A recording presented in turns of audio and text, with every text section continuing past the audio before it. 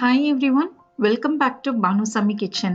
நாம இன்னைக்கு என்ன ரெசிபி பார்க்க போறோம்னா ஒரு கப்பு மைதா இல்ல கோதுமை வச்சு ஒரு சூப்பரான ஈவினிங் ஸ்நாக்ஸ் எப்படி செய்யலான்றதை பார்க்கலாங்க. ரொம்ப டேஸ்டா இருக்குங்க. ஈஸியா இதை நீங்க செஞ்சு முடிச்சிடலாம். வாங்க இது எப்படி செய்யலான்றதை பார்க்கலாம். வீடியோக்குள்ள போறதுக்கு முன்னாடி மறக்காம சப்ஸ்கிரைப் பண்ணுங்க அண்ட் பெல் ஐகானை கிளிக் பண்ணுங்க. ஒரு பவுல் எடுத்துக்கோங்க. இதுல 1.5 கப் அளவுக்கு மைதா சேர்த்துக்கோங்க. நீங்க மைதா தான் சேர்க்கணும் இல்லைங்க, மைதாக்கு பதில் கோதுமை மாவு கூட இதுல நீங்க சேர்த்துக்கலாம். இது கூடவே 1/2 கப் அளவுக்கு ரவை சேர்த்துக்கோங்க.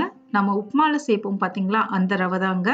1 டேபிள் ஸ்பூன் டெசிகேட்டட் கோகோனட்டுங்க, கொப்பரை தேங்காய் தூள். இது இருந்தா சேர்த்துக்கோங்க, இல்லைன்னா விட்டுருங்க. 1/2 கப் அளவுக்கு சர்க்கரைய மிக்சியில போட்டு பொடிசா அரைச்சி எடுத்துட்டு வந்துருங்க. இது கூடவே 2 ஏலக்காவையும் சேர்த்து அரைச்சிக்கோங்க.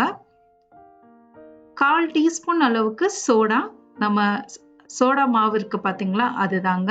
1/4 டீஸ்பூன் அளவுக்கு சோம்பை இந்த மாதிரி கையில நசுக்கி சேர்த்துக்கோங்க. அப்பதான் அதோடைய ஃப்ளேவர் நல்லா இறங்கும். இது கூடவே ஒரு 3ல இருந்து 4 டேபிள் ஸ்பூன் அளவுக்கு நெய் சேர்த்துட்டு இதை கையாலேயே நம்ம நல்லா கலந்து விட்டுடலாங்க. நீங்க நெய்க்கு பதில் எண்ணெய் கூட சேர்த்துக்கலாம். ஆனா நெய் சேர்த்து செய்யும் போது ரொம்ப டேஸ்டா இருக்குங்க. இத கையாலேயே நல்லா இதை கலந்து விட்டுருங்க. எப்படி இருக்கணும்னா ஒரு மணல் பதத்துல இருக்கணுங்க.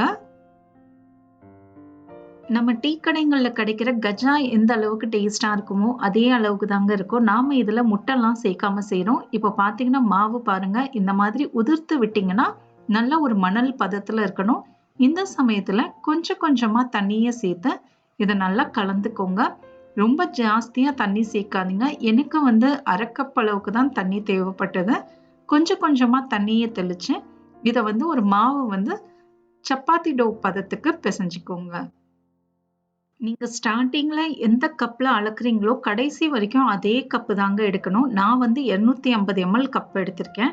நீங்க கிளாஸ் எடுக்கிறீங்கன்னா அதே அளவு கிளாஸ் தான் ஃபுல் ரெசிபிக்கும் எடுக்கணும். இப்போ பாத்தீங்கன்னா மாவு நல்லா பிசைஞ்சாச்சு பாருங்க. இதை நாம 20 நிமிஷம் நல்லா ஊற விட்டுடலாங்க. மூடியை போட்டு 20 நிமிஷம் அப்படியே இருக்கட்டும். 20 நிமிஷத்துக்கு அப்புறம் மாவை கொஞ்சம் தெளிச்சிட்டு நம்ம ஊற வச்சிருந்த மாவை கொஞ்ச நேரம் பிசைஞ்சிக்கலாங்க. ஒரு நிமிஷம் மட்டும் இதை நல்லா இந்த மாதிரி பிசைஞ்சிக்கோங்க. பிசைஞ்சிட்டு இந்த மாவை 2 ஆக்கிக்கோங்க. அப்போதான் நமக்கு ஈஸியா கட் பண்ண வரும். நீங்க எந்த ஷேப் வேணாலும் கொடுக்கலாங்க. ரவுண்டா கட் பண்ணி வடை மாதிரி தட்டி கூட போடலாம். இல்ல நான் இங்க எப்படி கட் பண்ண போறேன்னா மாவை இந்த மாதிரி நீல வாக்குல உருட்டிக்கோங்க. அப்பதான் ஈஸியா ஒரு ஷேப் வரும். இந்த மாதிரி நீல வாக்குல நல்லா உருட்டிட்டு சின்ன சின்ன துண்டுங்களா நாம இதை கட் பண்ணிக்கலாம். இப்போ நாம சின்ன சின்ன துண்டுங்களா இதை கட் பண்ணிக்கலாங்க. கத்தியை வச்சு ஸ்லாண்டிங்கா கட் பண்ணுங்க. டைமண்ட் ஷேப்ல வர்றதுக்காக நான் இந்த மாதிரி கட் பண்றேன். நீங்க ஸ்கொயரா கூட கட் பண்ணிக்கலாங்க. எந்த ஷேப் வேணாலும் நீங்க கட் பண்ணிக்கலாம். இந்த மாதிரி கட் பண்ணிட்டு லைட்டா இதை 2 விரலால இந்த மாதிரி ப்ரெஸ் பண்ணி விட்டுருங்க. அப்பதான் கொஞ்சம் ஷேப் கிடைக்கும். இதே மாதிரி எல்லா மாவையும் கட் பண்ணி எடுத்துட்டு வந்துருங்க. குழந்தைங்க ஸ்கூல் விட்டு வரும்போது ஒரு பெஸ்ட் ஸ்நாக்னே சொல்லாங்க. சட்டுன்னு செஞ்சு முடிச்சிடலாம். அவங்களுக்கும் ரொம்ப பிடிக்கும். இப்போ பாருங்க, எல்லாம் கட் பண்ணியாச்சு. எண்ணெய் நல்லா காஞ்சிடுச்சுங்க. அடுப்பு தீயை மிதமான சூட்ல வச்சு இதை நீங்க ஃப்ரை பண்ணிக்கணுங்க. இல்லைன்னா வெளியில மட்டும் செவப்பா இருக்கும், உள்ள வேகாது. ஒரு நிமிஷம் 2 நிமிஷம் மீடியம் ஃப்ளேம் ஹை ஃப்ளேம்னு மாத்தி மாத்தி இதை நீங்க ஃப்ரை பண்ணி எடுத்துக்கோங்க. கலர் பாத்தீங்கன்னா லைட் கோல்டன் கலர் இல்லைன்னா டார்க் கோல்டன் கலர்ல தாங்க இருக்கணும். 2 நிமிஷம் இதை நல்லா ஃப்ரை பண்ணிக்கோங்க.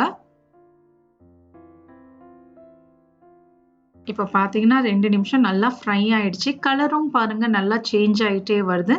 இப்ப நாம இதை எண்ணெயில இருந்து வெளியில எடுத்துடலாங்க. பாருங்க எவ்வளவு கோல்டன் கலர்ல கிறிஸ்பியா உள்ள நல்லா சாஃப்டா இருக்குங்க.